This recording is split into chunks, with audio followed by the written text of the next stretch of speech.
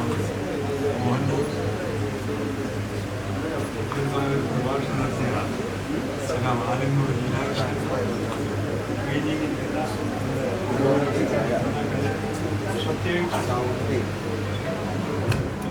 മുരളീധരൻ്റെ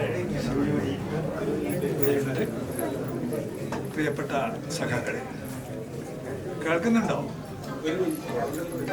retire ചെയ്തിരിക്കുകയാണ്.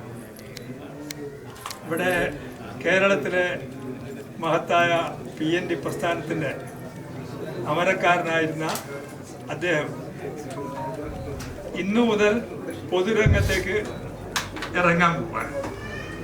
പൊതുരംഗത്തിൻ്റെ കാര്യം പറഞ്ഞപ്പോൾ വൈക്കോൽ അദ്ദേഹം ഇറങ്ങാൻ പോവുകയാണ്. 10-40 കൊല്ലക്കാലത്തോളം ഏറ്റവും നല്ല രീതിയിൽ നമ്മുടെ പ്രസ്ഥാനത്തിന് വേണ്ടി പ്രവർത്തിച്ചിട്ടുള്ള ആളാണ്. കപിൽ ധവാൻ പ്രസ്ഥാനത്തിൻ്റെ ഒരു പ്രവർത്തകൻ എന്ന് പറഞ്ഞു കഴിഞ്ഞാൽ ത്യാഗപൂർണമായ പ്രവർത്തനങ്ങളാണ് എപ്പോഴും ചെയ്യേണ്ടി വരിക. ഈ പ്രസ്ഥാനം ആരംഭിച്ചൊരു 125 കൊല്ലത്തോളമായിട്ട്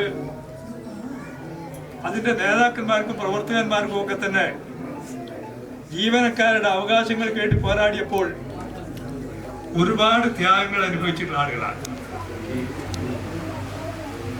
ബാബു താരാപതിയായാലും അദ്ദേഹത്തെ പിരിച്ചുവിടാൻ അദ്ദേഹത്തിന്റെ പ്രസംഗത്തിന്റെ പേരിൽ 1921 ലാഹോർ പ്രസംഗത്തിന്റെ പേരിൽ നിങ്ങൾക്കല്ലാതെ തൊഴിലാളിമാർ തെറ്റുകളല്ല, അവർ ഭൂമിയുടെ ഒപ്പാണ്. അദ്ദേഹത്തിന്റെ പ്രസംഗം നമുക്ക് ഓർമ്മയുണ്ട്. ബ്രിട്ടീഷുകാർക്കെതിരായിട്ട് 1921 ഒരു സംഘടനാ പ്രവർത്തകൻ അത്യുജ്വലമായ പ്രസംഗം വെച്ചപ്പോൾ ബ്രിട്ടീഷുകാർ ഞെട്ടി. അദ്ദേഹത്തെ പിരിച്ചുവിടാൻ നോട്ടീസ് കൊടുത്തു, ഡിസ്മിസ് ചെയ്ത് പറഞ്ഞു, നിങ്ങളെ മാപ്പെഴുതിയാൽ നിങ്ങളെ സർവീസിൽ നിലനിർത്താമെന്ന് പറഞ്ഞപ്പോൾ മാപ്പെഴുതാനല്ല ഞാൻ പ്രസംഗിച്ചത് എന്ന് പറഞ്ഞ് സർവീസിൽ നിന്ന് പുറത്തുപോയി ട്രെയിൻ ചെയ്യുന്ന പ്രവർത്തനം നടത്തിയിട്ടുള്ള ആളാണ്. ഒരുപക്ഷെ അധികം അറിയപ്പെടാത്ത ഒരു സംഭവമുണ്ട്.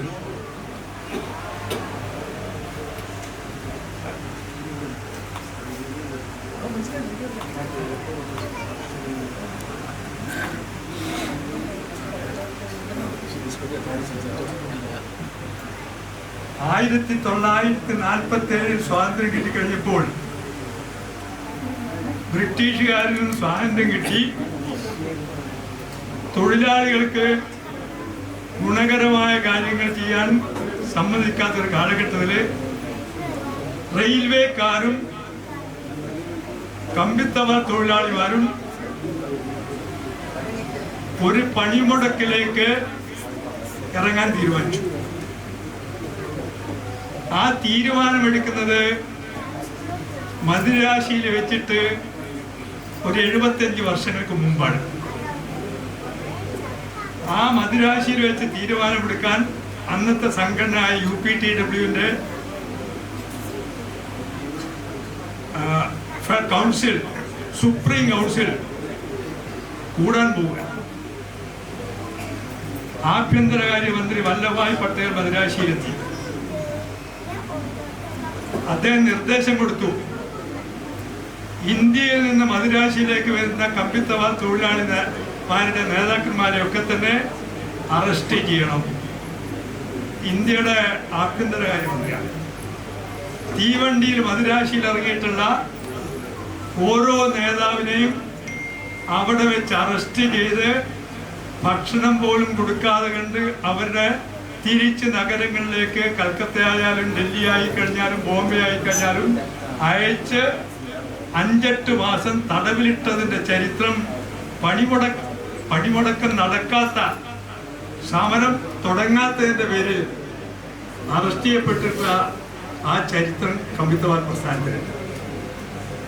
അന്ന് അറസ്റ്റ് ചെയ്യപ്പെട്ട് പിരിച്ചുവിടപ്പെട്ട ആളാണ് സഖാവ് KE ബോസ്, സഖാവ് മണി ബോസ്. അവരൊന്നും ഒരിക്കലും തിരിച്ചെടുത്തില്ല. പണിമുടക്ക് തീരുമാനമെടുക്കാൻ വേണ്ടിയിട്ടുള്ള സമ്മേളനത്തിലാണ് തകർക്കാൻ പോയി. അത് 75 വർഷമായി. 50 വർഷമായിട്ടുള്ള മറ്റൊരു സമരം 74 സമരത്തില് അതേ രീതിയിൽ രൂക്ഷമായിട്ട് 60-ലെ 68-ലെ സമരങ്ങളുമായൊക്കെ ഉണ്ട്. അതിലേക്കൊന്നും ഞാനിപ്പോൾ പോകുന്നില്ല. അപ്പോൾ അത്തരത്തിലുള്ള വലിയ പോരാട്ടങ്ങൾ നടത്തിയിട്ടുള്ള ഒരു സംഘടനയാണ് നേതാവാണ് സഖാവ് മുരളീധരൻ. അദ്ദേഹത്തിന്റെ ഔദ്യോഗിക സ്ഥാനങ്ങളെ കുറിച്ചൊക്കെ പറഞ്ഞു. ഒരു കണക്കിന് നല്ലതാണെന്ന് തോന്നുന്നൊരു സംഭവം ഉണ്ടായി. NFPയുടെ അഖിലേന്ത്യാ ജനറൽ സെക്രട്ടറിയെ തെരഞ്ഞെടുക്കാൻ പോയപ്പോൾ എല്ലാവരും പറഞ്ഞ് സഖാവ് മുരളിയുടെ പേര്. തീരുമാനം വന്നപ്പോൾ മുരളിയല്ല. അതിലെ കാര്യങ്ങളെക്കൊന്നും ഞാൻ കിടക്കുന്നില്ല. പക്ഷെ ഒരു കണക്കിന് നന്നായി എന്ന് വിശ്വസിക്കുന്ന ഒരാളാണ് ഞാൻ.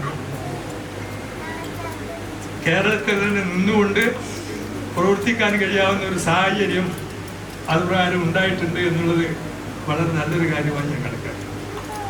ഡൽഹിയിൽ വരുമ്പോഴൊക്കെ മുരളി വീട്ടിൽ വരും. അവിടെ ഞങ്ങൾ ചായയൊക്കെ കുടിച്ച് സംസാരിച്ചു കൊണ്ടിരുന്നു. എല്ലാ കാര്യങ്ങളും കേരളത്തിലെ കാര്യങ്ങളൊക്കെ പറയാം. ഏറ്റവും നല്ല രീതിയിൽ ജീവനക്കാരുമായി തൊഴിലാളിമാരുമായി ബന്ധപ്പെട്ടുകൊണ്ട് പ്രവൃത്തിയുടെ ചരിത്രമുണ്ട്. ഇനി കുറേ നമ്മുടെ ആളുകൾ നേതാക്കന്മാർ സംസാരിക്കേണ്ട അവർക്ക് കൂടുതൽ കാര്യങ്ങളായിരുന്നു. പക്ഷെ ഒന്നുണ്ട്, വരാൻ പോകുന്ന പോരാട്ടങ്ങൾ വളരെ ശക്തമായ പോരാട്ടം. നമുക്ക് 60-ലെ പണിമുടക്കിൽ 14 രക്തസാക്ഷികൾ, 68-ലെ പണിമുടക്കിൽ അതേപോലെ തന്നെ രക്തസാക്ഷികളുണ്ടായി. ഓരോ പണിമുടക്കിലും നമ്മൾ ജീവത്യാഗം അനുഭവിച്ചിട്ട് ആളുകൾ നമ്മുടെ ഇടയിലുണ്ട്. അപ്പോൾ അതൊക്കെ തന്നെ ഒരു പ്രസ്ഥാനത്തിന്റെ അതിന് സംഭാവന കൊടുത്തു കഴിഞ്ഞ് NFPയുടെ അംഗീകാരം പിൻവലിച്ചു എന്നൊക്കെ പറഞ്ഞു കഴിഞ്ഞാൽ അതിനൊക്കെ നേരിടാനുള്ള കരുത്തിയ പ്രസ്ഥാനത്തിനുണ്ട്. ഞാനൊരു അംഗീകാരമില്ലാത്ത ജനറൽ സെക്രട്ടറി ആയിട്ടാണ് 14 കൊല്ലം പ്രവർത്തിച്ചത്. ഡൽഹിയിൽ അംഗീകാരമില്ലാത്ത ഒരു ജനറൽ സെക്രട്ടറി ആയിട്ട് പ്രവർത്തിച്ചതിന്റെ അനുഭവം എനിക്കുണ്ട്.